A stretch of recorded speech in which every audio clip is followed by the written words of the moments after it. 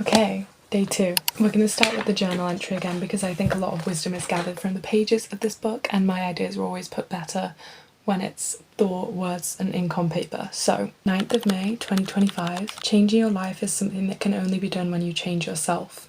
Self means one's own person, and I think a critical mistake I made was thinking it is a fixed state, intertwined with my soul and body and mind. Really, the self is detachable. You can mould a certain identity into it, and thus you can choose the vessel that carries you through life. Maybe we subconsciously acknowledge this, but we choose to stay stagnant because it's comfortable. What you're not changing, you're choosing. And that's where the value lies.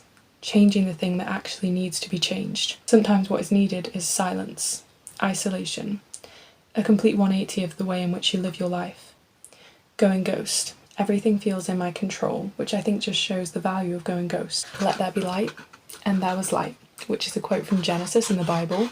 And I think the reason why I chose that is because when there's darkness, when there's an abscess, when there's a void, light was born. And that's how humanity kind of built reality and society, this idea that light could be born out of darkness.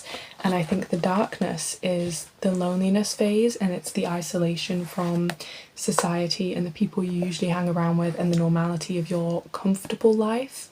Stepping outside of that leads to a darkness, and recently I have been, literally over the past day or two, challenging myself in ways I've not challenged myself before, whether that's to do with, I've not been listening to music, I've not been eating processed sugar, I've not really been speaking to anyone. It's very much a journey that has to be taken alone, and in the abscess of loneliness and the darkness of that, there comes a light that is a new perspective on life, and I think it shows the value of going ghost, and I'm sure we can all discern what that means.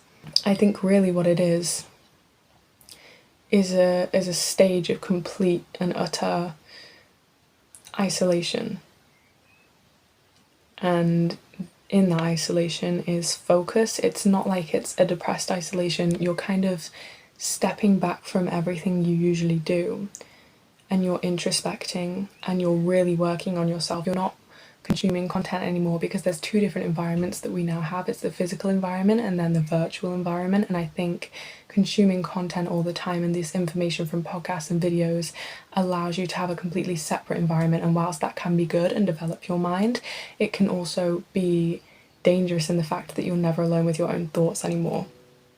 And I think going ghost means stripping it all away from your reality and being left singular on your own, with your own thoughts and your own ideas about how you need to change and the reality of what it is you need to do in order to change.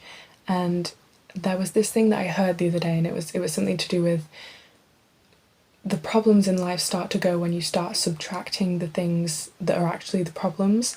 So I think sometimes we mistake what is actually the problem. The problem is being around the wrong people. The problem is draining our social battery.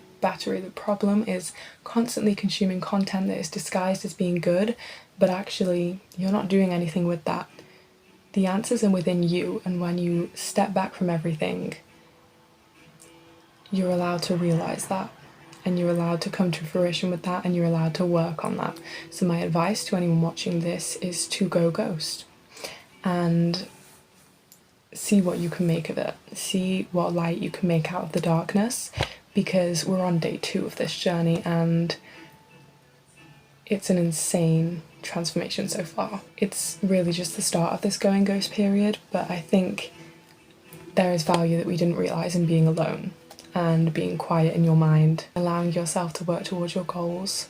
But that's the wisdom I wanted to impart today, and my brother is playing guitar. It's very distracting, so I'm gonna go, and I will speak to you again tomorrow. Goodbye.